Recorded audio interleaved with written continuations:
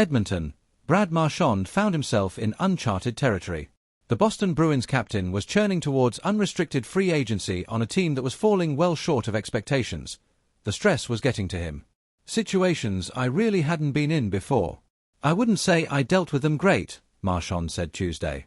The business side of it, I let it frustrate me.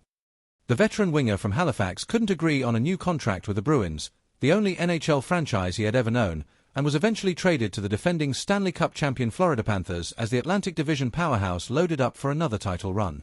The fit has been perfect. Marchand, who won the Cup with Boston in 2011 and made the final in both 2013 and 2019, is back in the NHL's title series sporting new colors. The player, however, remains largely the same.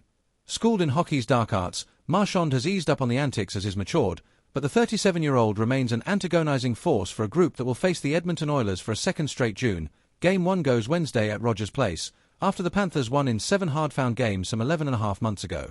I learned about him that he's a good guy, Panthers captain Alexander Barkov, who defeated Marchand's Bruins in both the 2023 and 2024 playoffs, said with a smile during his NHL Media Day availability. Playing against him, you'd rather have him on your side than playing against him. He's brought a lot of experience to our team.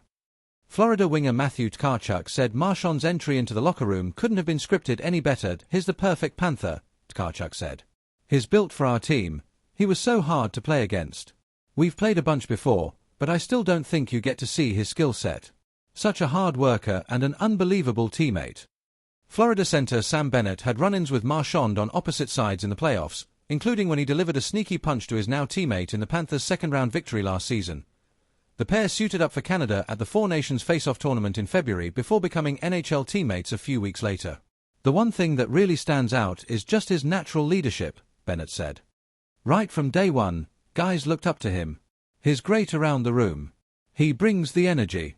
He keeps things light, make everyone feel a little bit more comfortable, especially in the high-pressure situations.